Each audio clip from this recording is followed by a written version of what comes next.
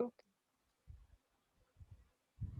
So did you get a chance to practice how to create a functions and all that we have seen in the last class? Yes, I did practice function. But I do see lambda here as well. When did we No, practice no. lambda? Lambda and all is not covered. Okay, okay. I have not taught that part. I have just told you in the last class how to create a function. I have shown you how you can call the function, function declaration, function calling, function definition. So let me Right, recap right. you. In the last class, as I said you, like how you declare a function. In order to declare a function, you just need to type def, means defining a function. This is the name of your user defined function, and this name is a parameter that you are passing. So whatever you will going to pass, based on that your function will work. This is your body. This is a declaration.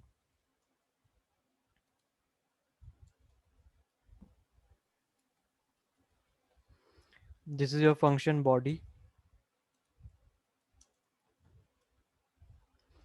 and this is your calling the function. Once you are done with the function creation, how you will going to call it, means how you will going to execute it. So you need to call the function, right? It is similar to like you have given an instruction, you are giving an instruction to the system that do this operation. So you need to tell that this is the operation I wanted to do. So several function you can create it at the same time. Like here you can see you created a function hello that will going to print hello everyone. You created another function with the parameter name. So several function you can create it, and at the time of calling, the name that you will going to pass, based on that it will going to execute. Now if you execute, let me run this and show you.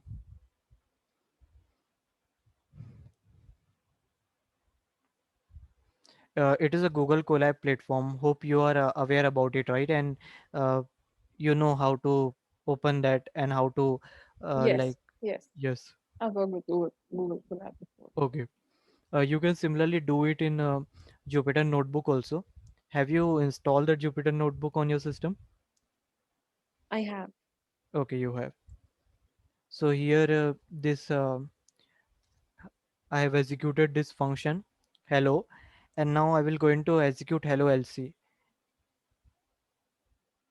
It is giving me error. Why it is giving me error?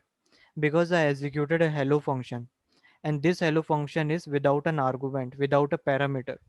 So for that, which function I will going to call?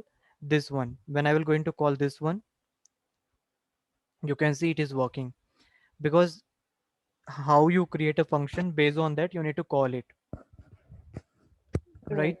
So here also, when I create a function with the name parameter, then I need to call a function with the parameter name, means I need to pass something to that. So let me run this, and when we'll going to run the respective calling function. So when I will going to call this function, you can see it is working absolutely fine, right?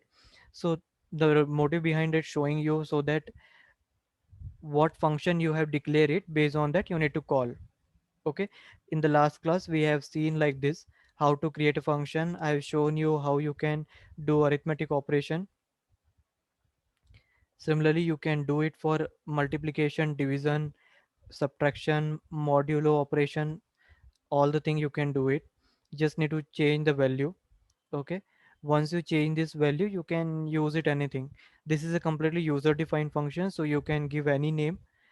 In the last class, I have shown you by using the name addition, subtraction, division, multiplication, mod. Hope you remember that. And I have just simply changed the operation. In place of a plus b, I was using a minus b. I was using a divide by b, right? I was using a into b, right? Like that I have shown you. Even I have shown you for the operation also. You know mod operation? Yeah, it gives us the reminder, right? Yeah, correct. It's Yeah. give you the reminder. So it gives a reminder like what actually the remainder left. So suppose if you divide two number a by b, whatever remainder will going to left, that mod operation do. So again, as I said you, whatever function you will going to call, based on the parameter it will going to identify the function. So hope I have explained, if you remember it, function signature. So I have explained you function signature also. Function signature means when you call the function, okay, whenever we call the function like this, they will going to check in your whole file whether is there any function with this name exist or what.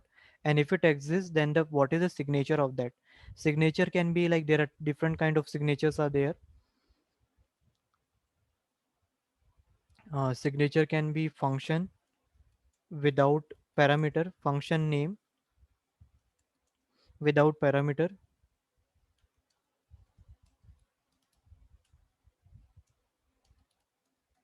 function name with parameter,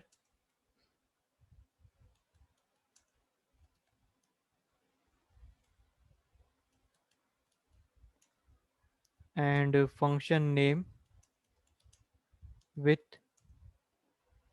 different count of parameter. This will all call as function signature. Function signature in the sense like, when you whatever you what is the like format of the calling function, like here what is the format of that calling function, name of the function, and here there are two parameter that you have passed it, you can say it as an argument. In the last class I told you, parameter when we call, when we use it in the declaration and the body, but when we call it, this same thing will be called as a argument. Why? Because these are the actual value, these are the parameter or a name of a variable, where when you pass this are called as argument. This argument will going to copy on this respective variable a and b, and based on that it will going to do the operation. Okay, so here when you call it this function will going to check. I will going to share this code with you. We have created one repo in the GitHub. You know, right, how to access that GitHubs, ma'am? I do not know. Okay, I will going to explain you. It's not much difficult. We will going to share you one link. In that link, once you go to that link, you can simply download it. Okay, so here when you call this function will going to check for the respective function in whole code file, or you can say whole Python code file.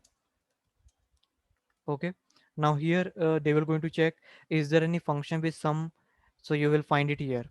Okay, now they will going to check what are the count of the parameter. Now here the count of parameter is 2. So okay, that means that this is the exact body of that function, and it will going to execute that. So this thing you should remember it. And this thing will be taken care by your compiler. We don't need to remember this, just but we should know internally how it works. This is the compiler will take care of this thing. Suppose if you declare the function here, but you are calling at the 1,000 line of the code, means you have declared a function at the line 1 and you are calling at a line 1,000, even then it will work. The only thing is that function signature play a vital role here, and it will give you the output. Is it clear? Yes. Yeah. So if you have any question, please feel free to ask. If you do not understand anything that regarding the flow of the programs, or that we have seen in the last class, you can ask me. And I have also shown you how you can use the if condition.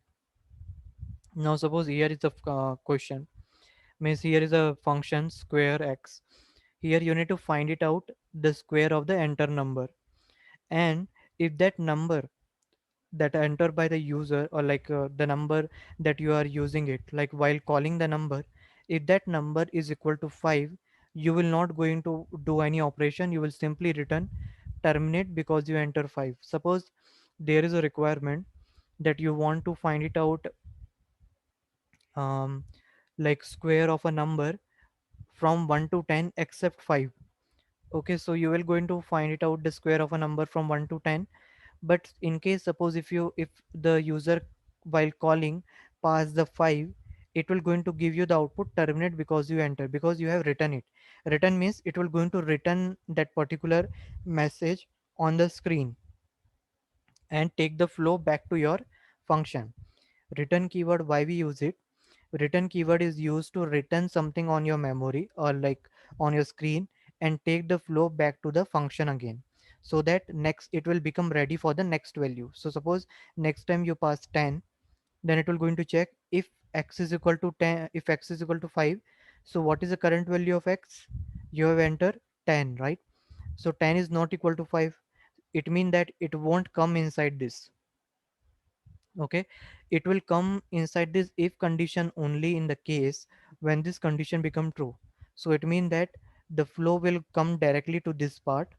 Result is equal to x to the power 2. So how you will take it in a Python to the power 2? You need to take this asterisk sign. What we call is asterisk.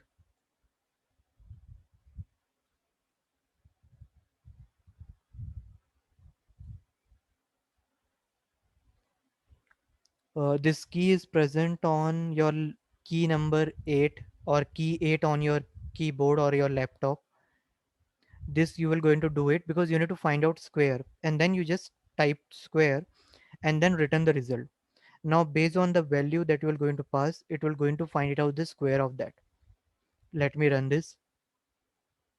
Now let's take, instead of 5, let's take 10, and now I will going to run this 10. Oh, sorry. Hmm. Yeah, see, it is giving you terminated because you have entered 10. So let me make changes here.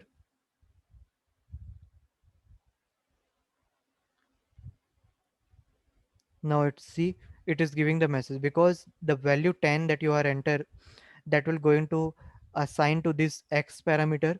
Then you will going to check is 10 is equal to 10, condition true, then you will come inside this condition. If this condition true, then only this condition will going to test.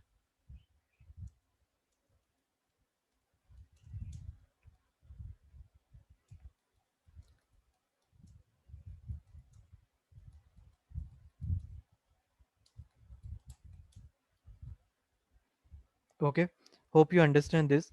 If this condition, particularly this condition holds true, then only you will going to return this, and you this condition will going to be test or run. If this condition doesn't hold true, means if this condition become false, it means that you won't come inside, you will come outer of this result. And what is the current value of that square that you are passing? Now here I am passing 5. So 5 to the 5 to the 25, right? Means 5 square I am talking about, not 5 into 2.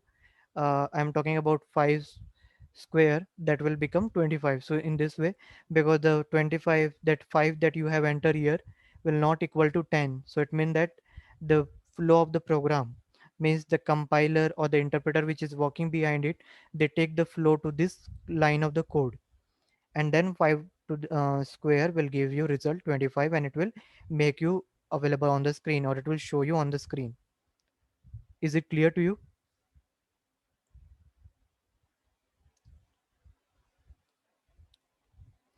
Is it clear? It is, yes. Okay.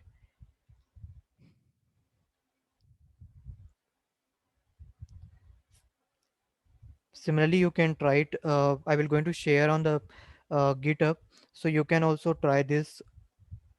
Like, what are the functions? Like, if you can add a multiple condition. In the previous code, I have shown you the single condition, like how you can add this single condition if x is equal to 10.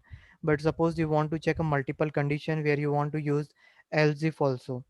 Hope when I explain you conditions at that time it was clear to you. There are different kind of conditions and for loop. Are you aware, right? Else if else, Yeah, yeah. right? So you can add a multiple condition also here, like if x is greater than 0, then it is positive. If x is greater than, if less than 0, negative. Otherwise, else part, if it is not greater than 0 or not less than 0, then it will be, obviously it will be 0, right? So in this way you can play with the for loops, or you can play with the loops or condition with the help of function in a Python. Similarly, now the thing is that you want to use a for loop with this function. How you can use it? This thing is very easy to implement in a Python as compared to other programming language. If you see other programming language, it is really difficult to uh, call the function from if conditions. Not much difficult, but still the syntax are somewhat complex. But here you can see when you are working with this for loop, here you can see you want to call this function based on the number of I value. Okay, so how you're going to write for I in a this is will be going to be a list. What do you mean by this list? This square bracket is acting as a list here, or you can say this square bracket is a list which is a collection of element.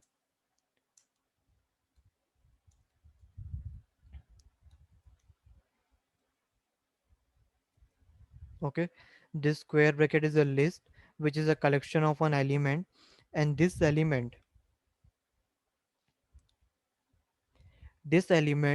you can save it on a list. So how we usually declare the list? By this square bracket. Do you have an idea about this list?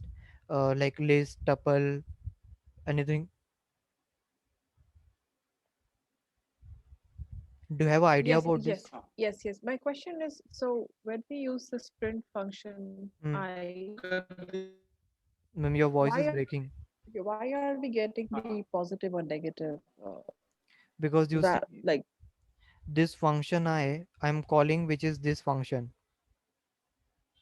oh, I see. Okay, okay, got it. So Got it. this I value we are taking from this list, and this list will be calling here in this function. So when you call print function I, this function will going to take the flow to here, and suppose -2. So I value is currently what is that? The first I value -2. It will going to assign here. Is -2 greater than 0? No. Is less than 0? Yeah, negative. Once, so it will going to return negative here. It will going to print a negative. Then it will the flow will come back. This I, what actually the flow is for I in this square bracket, that is list. How many element we have? Six element, right? Almost, yeah.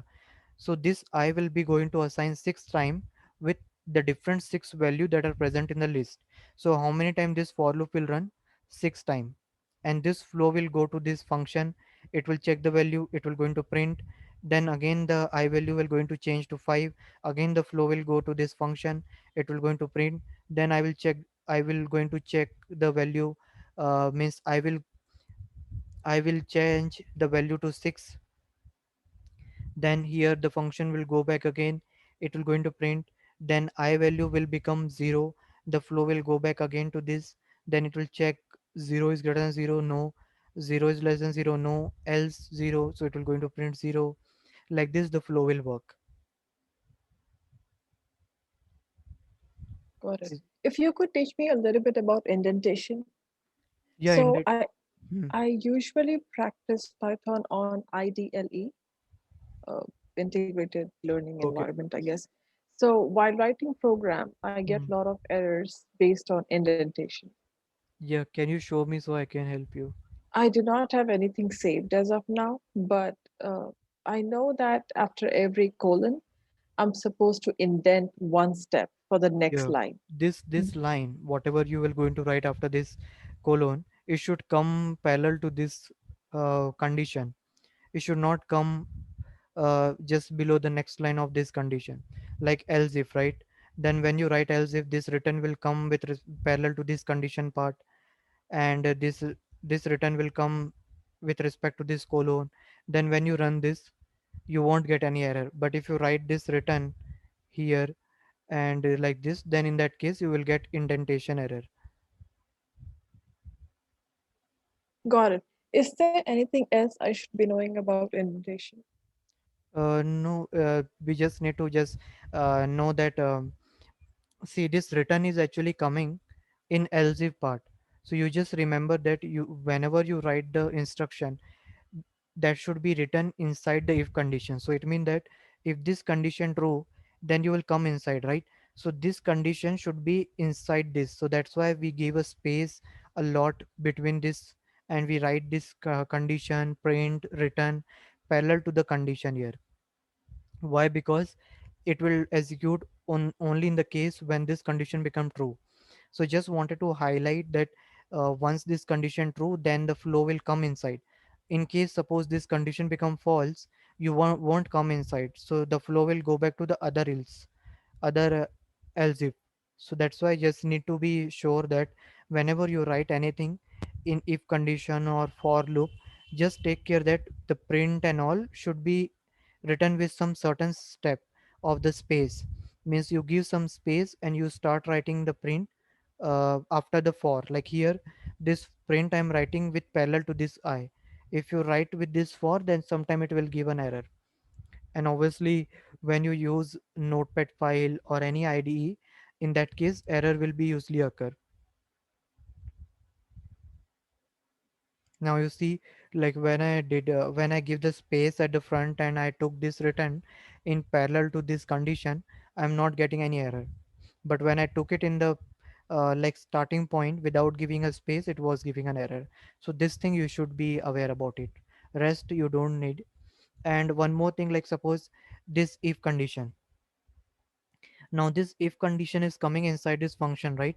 So when you will going to write this if condition, gives space at the start, because this if condition is occurring inside this function, not in parallel. This is not the separate instruction. Okay, it is coming inside this function only.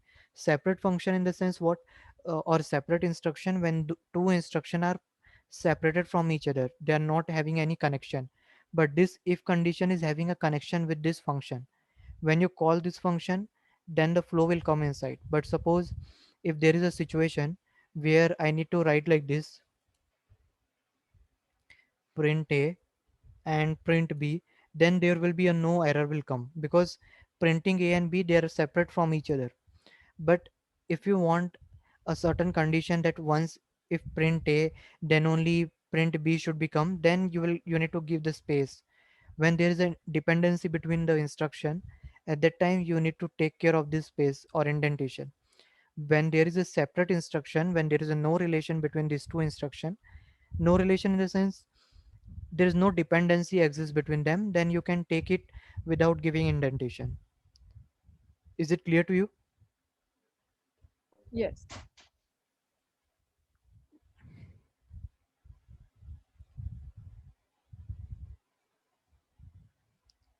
So there is one more function we are using, how to find out the factorial of a number. Okay, so here factorial of a number, how the flow will works. Here I am using a function factorial. Okay, and this factorial will going to accept a parameter num. Okay, and now what actually the flow is, now suppose here you pass the, here you call the function with 5. This 5 will going to copy here in place of num. Then you will going to one create a variable factorial and assign a value 1. Why do we do that? In case suppose user enter 1, then in that case you should be able to print 1, right? If you don't use it, then what you will going to print it, right? 1 factorial of 1 is also a 1, right? Yeah. So here you create a one variable factorial and assign a value 1. Now what you do it, in case if the user will going to enter a value 0 or a 1, the factorial of a 0 and 1 will be 1. So that's why I have created here if condition.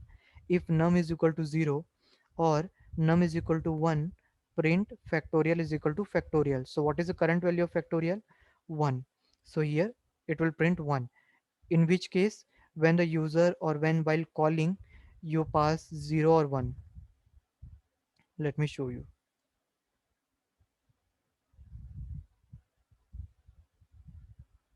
So see, it is printing 1. Similarly, when I will going to print, when I will going to call factorial function with one parameter, it will go into 1. So till here it is clear, right? Else, now suppose if user enter any other value, then how will going to do that? If let's take an example of 5. Okay, you enter 5, or let's take an example of 3. Let's start. Now 3 will be going to copy here in place of num. The parameter 3 will be going to copy here. So what argument user have passed here? 3. This will going to copy here. Now it will going to check is num is equal to 0 or num is equal to 3. No, condition is not true. So you will not come inside this if condition. You will not going to print it. You will come to the else part. The flow will come to the else part. Okay, once you come to this else part, you will going to check the condition. Now once you come to the else part, you need something to check, right? That's why I have added here while condition, right? Now you know that the number is not 0 or number is not a 1. Obviously then factorial will not be 1. Then you will move to the else part. You will execute the else condition. But in else condition, you need some looping. Uh, you need to loop it, right? Means you need something to add so that you can check it whether it is greater than 1 or 0 or what. Because for 0 and 1 you have already tested here. So that's why I added here while condition. Now they will check is 3 is greater than 1, condition become true. The num value is currently greater than 1. You will come inside factorial into num. What is the current value of factorial that you have currently declare here? 1. 1 into 3 will become what? 3. Okay, it will become 3. Now num value you will going to make what? 2.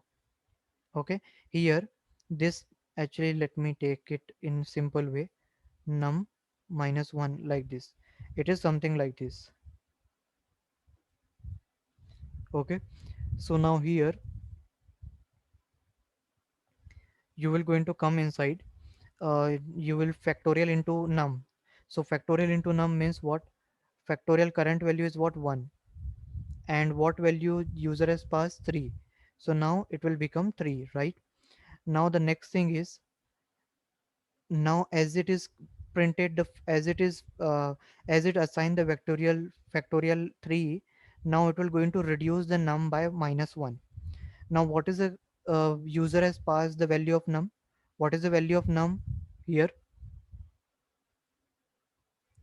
What is the value of num here? Can you tell me? Num minus 1, 2. Yeah, user has passed 3 here and it will become 2. Now it will become 2, so the flow will go back again to the if condition because you have added loop. So now here it will going to check is 2 is greater than 1, condition true. You will come inside, you will going to do factorial into num. Okay, now what is the current value of factorial?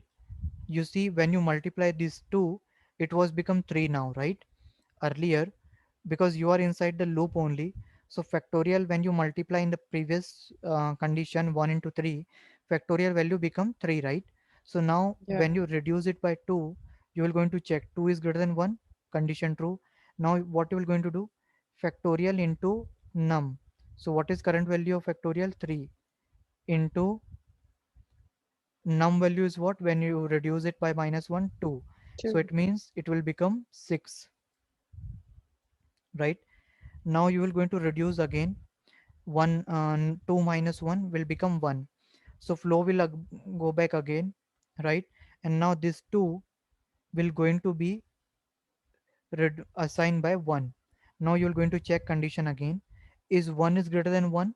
Condition become true. What is the current value of factorial? 6. So you will going to do 6 into current value of num, that is equal to 1, and it will become 6, right?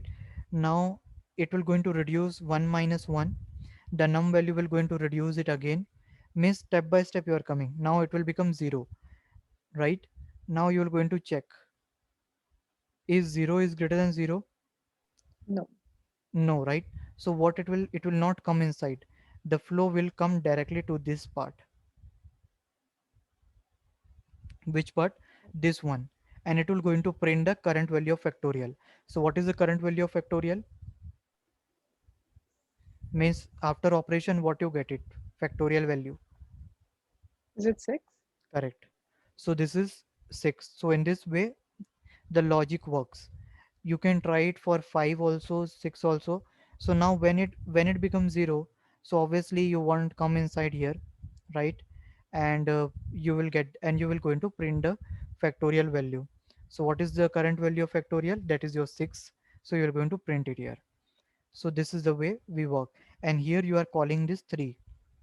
So when you call this 3, the value will going to assign to this num, and then it works. Hope it is clear to you. It is. Yeah. Do you have any question? No. Okay. So ma'am आप इसको practice करिएगा, ये जो questions है मैंने बहुत easy way पे मतलब इसे एक्सप्लेन किया है. And don't go for this lambda and all. I have added while explaining for another class, so you can just do till the function that I have explained you. Okay. Like now, okay, let's take example of this one also. Now here I have created one more function. Okay. Now here hello 2, and how many parameter it is going to accept? Two parameter, name and cap letter false. So here, as you have assigned cap letter is equal to false, you will going to check if cap letter. So cap letter, what is the current value of cap letter? False. So it means that this condition is not true, so you won't come inside this. Okay, you Okay. won't come inside this, so you will print else part, print hello name. So whatever name you will going to pass it here, it will going to print. Let me run this. So it is printing hello Alsi. Okay, let me change it this false to true. Now let's check. So it is printing hello Asli, sorry, not Alsi, Asli. Or let me change to Swarnita ma'am.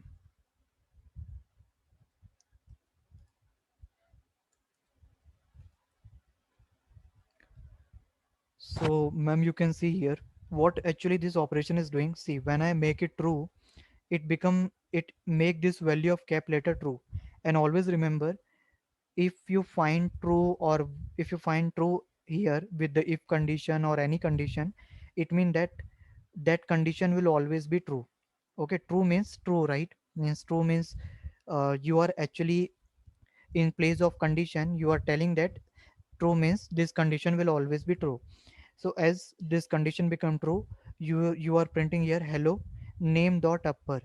So upper function will, what it will going to do, it will going to change your argument whatever you have passed it here. Like I pass Swarnida mem, so it will going to change it to the uppercase.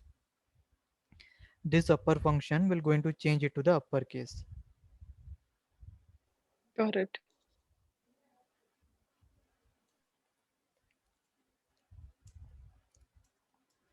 To change this to uppercase letter. Let's try with other also.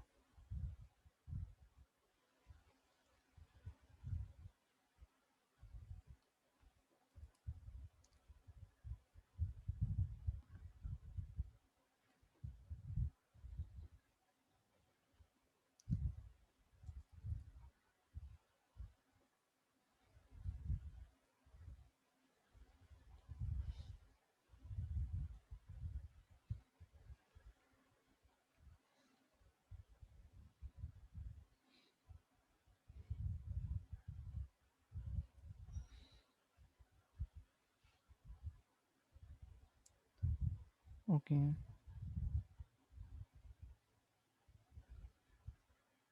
I get a lot of these errors. Yeah, because I took it else inside this if. Now see the error is removed. Yeah. Now you see, okay, sorry, I have not given the space here. Let me give this space. Do you know the reason, right? Why I got it error? Because this else I took it inside this. So it was coming with respect to this print. It should not be in, it should be in parallel to the if condition, right? In parallel to this if. Got it. Okay, yeah. Hmm. So now you see it is printing Swarnita mem for upper, and lower also, because you see S and M I made it capital, but it is printing lower, right? So it is converted into this into lower, and upper function will going to convert into upper. So this kind of logic you can try it. Change the name, you can practice this. What you need to do it, you just open the Google Colab, and there you upload this file. Today I will going to upload on the GitHub, and I will share the link, and I will say Abhishek sir also I will going to upload all the lectures. How many lectures happen before me? I think this is the third lecture I'm taking, right? Right. So before you, Devanshu was taking care of Python. He did not upload any of his videos. Okay. Abhishek took one class with us and he has uploaded his video. Hmm. Um, can I ask you something about data science? Were you able to fix the issue we were facing with the green grass? Yeah, that issue was that the green grass one. uh, AWS yesterday you have not joined. I have explained to them that error was why the error we are getting, because AWS Lambda full access, that access that we needed while running those AWS IoT Greengrass, that has been deprecated by the AWS. This AWS cloud, they make modification to their cloud structure after every few months. So now they have made some policy, they have removed the policy from the AWS, so that policies are not no more available now. What do you mean by the policy? It's a role permission, means you need certain permission to use use the services in the like a free account or like a paid account.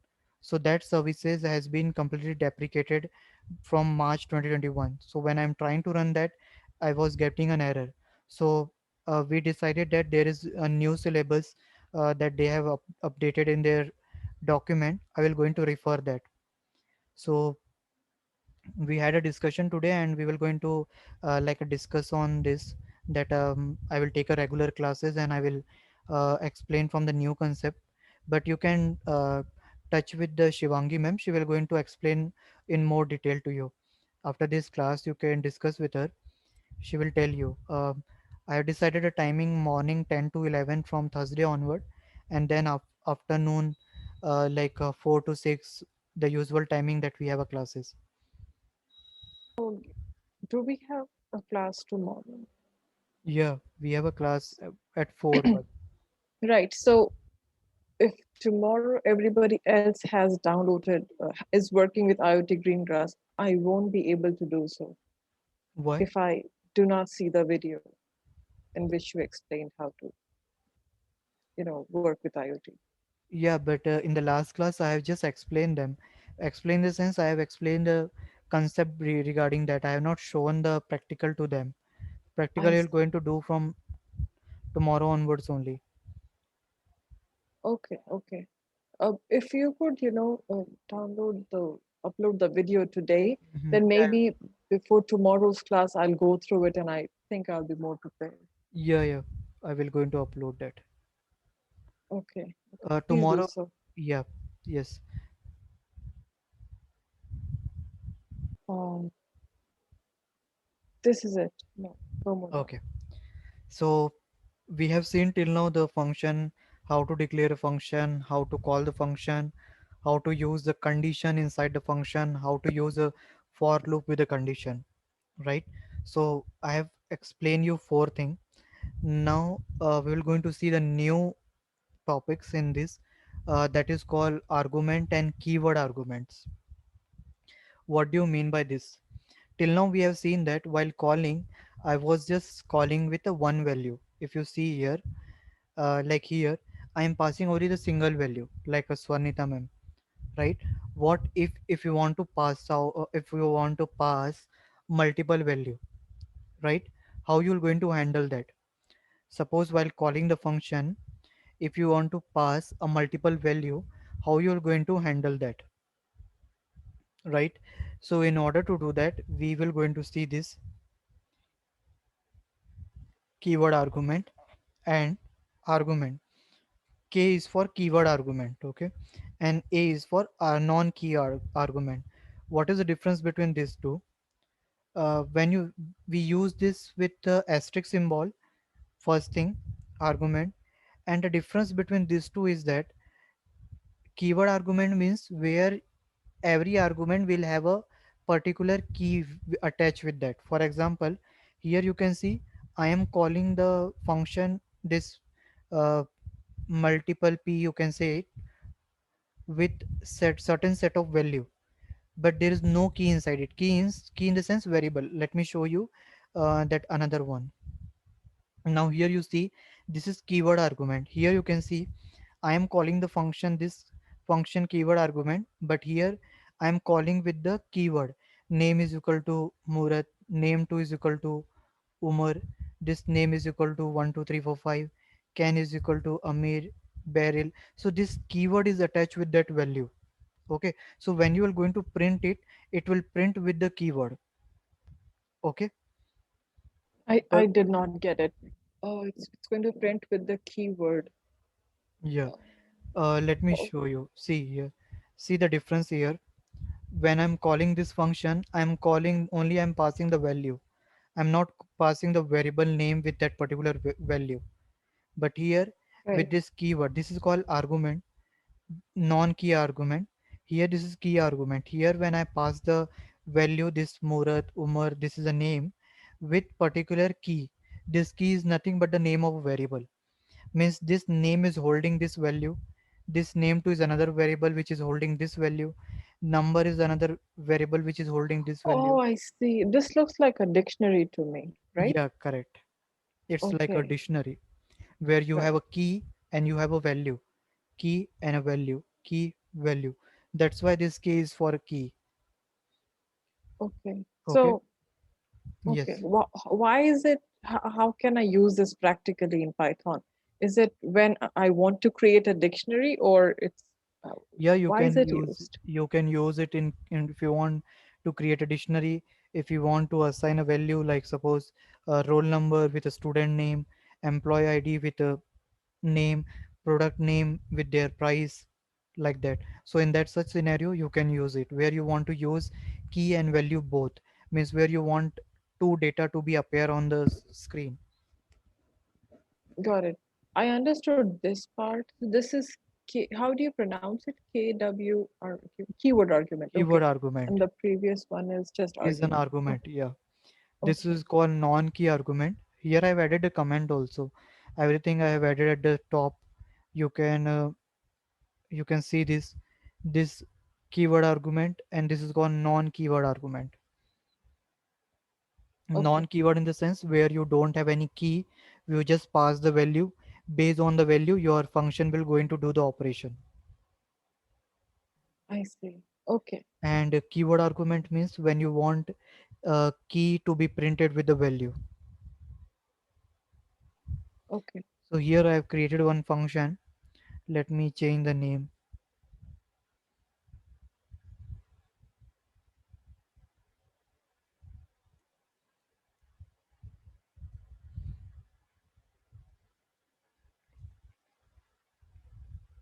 Okay, here and why this asterisk symbol we are using, because we are passing a set of a value. You know the difference between these two. You might have seen that in previously when I was explaining you, I was not using an asterisk symbol with any of this. You can see factorial 2 6 I'm passing. I'm not using any asterisk symbol. The reason why, because I'm passing here a single value. But in case when you want to pass a multiple value, at that time you need to add an asterisk there. That make compiler understand, Python compiler, that you want to pass a certain set of a value. You are not restricted to the single value. Got it. Okay. So here what we are doing, here I have initialized a variable result with a value 1, and I'm using the for loop for I in a arguments. So this argument, whatever value that you are going to read, now here you are reading a 6 value. This 6 value will be going to, this 6 value is actually an argument which is going to paste it on, or you which is going to assign to this parameter. Now you this for loop will run how many time? Based on the number of value that you have assigned it. So there are how many values? 6. So it will go in that for loop will going to run how many times? 6 times. Now each I will be assigned with the each value that you have passed. Now here it will first assign with the 4. It will come inside, it will going to do the operation like this: result equal to result into I. So what is the current value of result? Result is equal to, current value of result is 1, current value of I is 4. So now result will become 4. Sorry, yeah, result will become 4, right? You will going to print it for next time, second value 5. Okay, the next value is 5, so I will be initialized with 5. Result is equal to, 4 multiplied by 5. yeah, correct. So result into 5. So what is the current value of result? That is 20. your 4. Current value of I is 5. 5, Result yeah. result is 4. So you will initialize 4 here. Result is equal to 4 into 5 will become 20. So Hmm. and you will going to print 20 here. Similarly, next time the I will be assigned with 6. So result is equal to 20 into 6, that is 120. You are going to print like this. So this way the non keyword argument works. It means that you are passing the set of value to the single argument value with the asterisk symbol. Okay. Got it. Okay.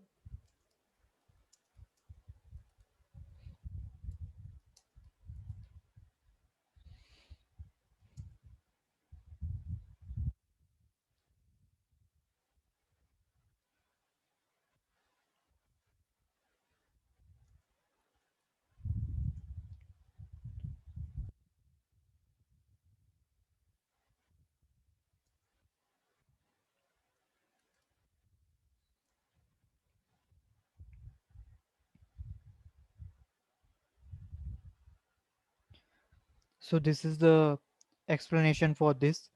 Similarly, we have one more I have added here. Now here the difference between these two is what? The difference is that here I was passing the set of value. Here also I'm doing the same thing, but I'm passing the list here.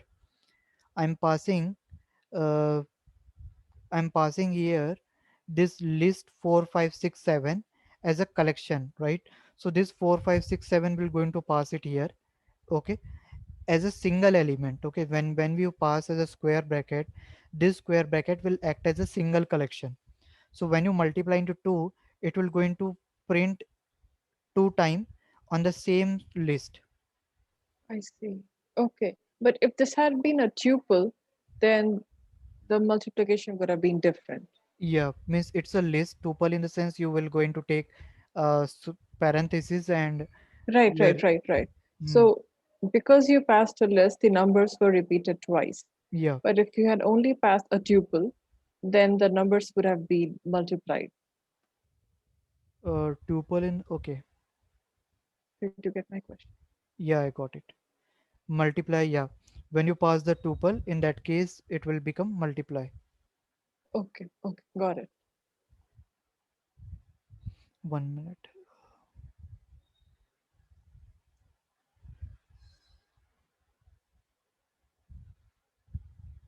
let me run this, give a minute.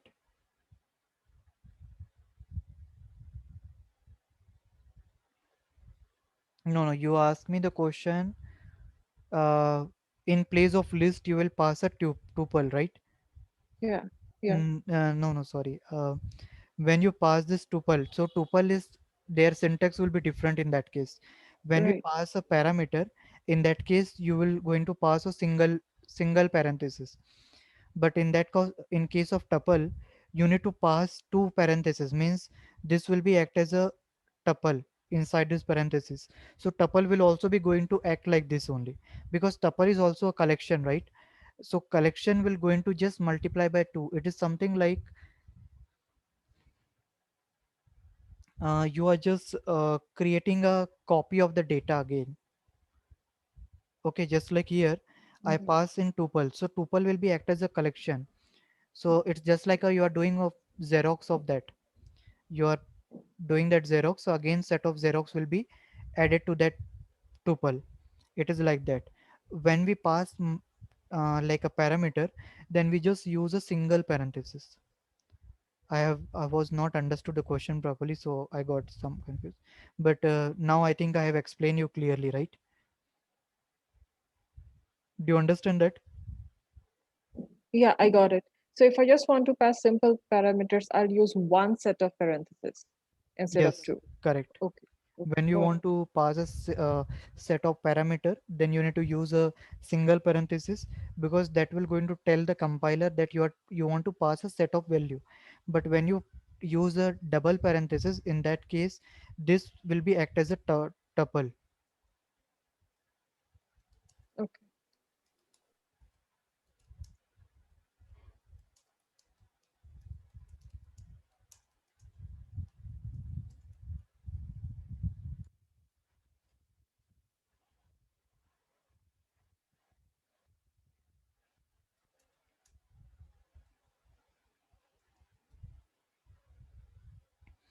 So like this it will be. Similarly, here also a separate value I have shown you.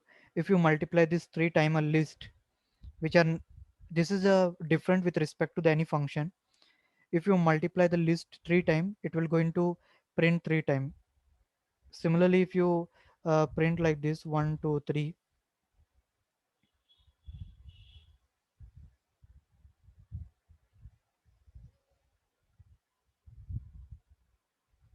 so you can see this. uh,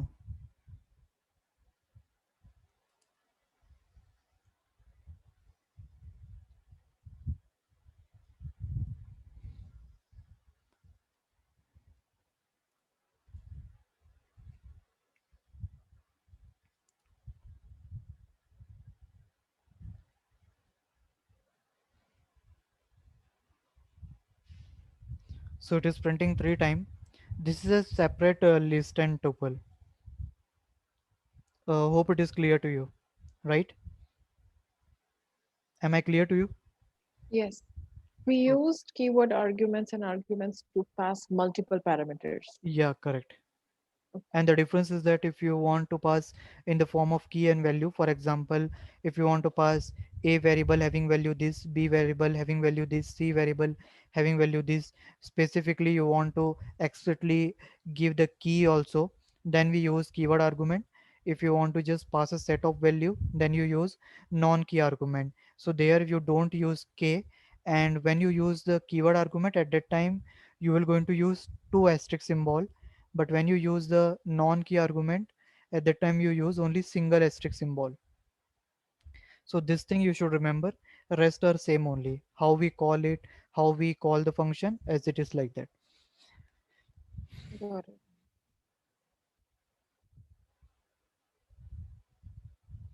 And it's not like you have to pass string value only. You can pass number value also. You can see here I am passing a number, right? So this is the way of function, and we have added it, means in the syllabus as it was mentioned. So I have explained like how to create a function, what is a keyword argument, non-keyword argument. And now you can do one thing, ma'am. Here I have added few more functions. You can just try to understand the flow. It is based on the if condition, how we call it. Lot of functions I've added here. Practice this, and in the next class when we connect, we will start some other topic. What are we going to learn next class? Yeah, 1 minute. So in the next class, that is on Thursday, Thursday.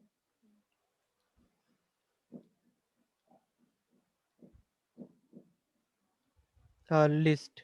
I've already shown you how you pass this one. Will going to start arbitrary argument list, unpacking argument list, string, lambda expression, annotation.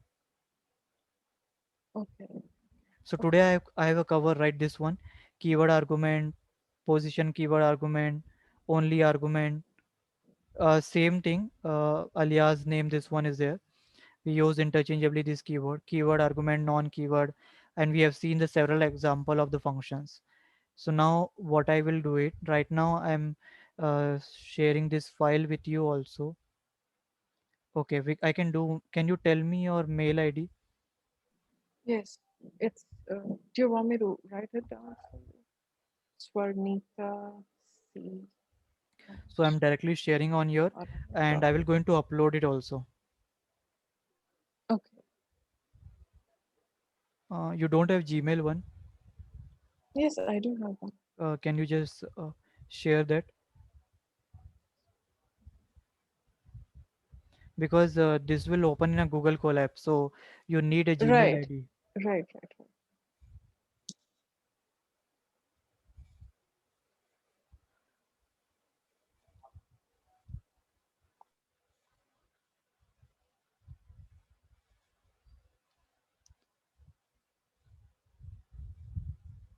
So, ma'am, I will share with you. You can, you might have got the mail on your respective mail ID.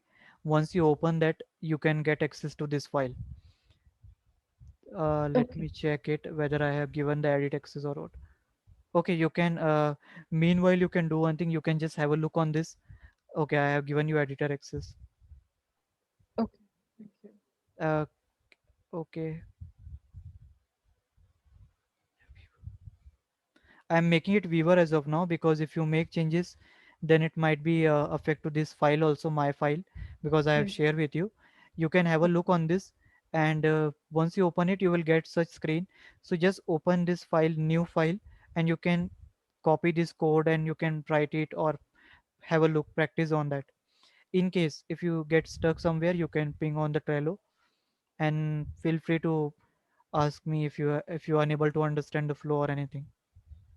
I will help you. Got it. Got it. Okay. One more question, and Yeah. it's not related to Python. Yes, So please. I was just going through the data science job descriptions Hmm. back home for Texas, where I live. Hmm. So it one of the requirement was they need Lambda functions for AWS, and there were a couple of more names. So let's say after the data science class, if I want to learn more on AWS, what do you call it? What is Lambda function in AWS? Is it IoT? Is it part of IoT or is it something else? No, is like Lambda function is like in AWS we just use it for the resources and in order to do some tasks based with related to the instances. So not specifically related to the IoT, but in machine learning and all, why do we need this Lambda function? So this we can make the task easier. We can create a customized code and all. So for that we use it. So will we be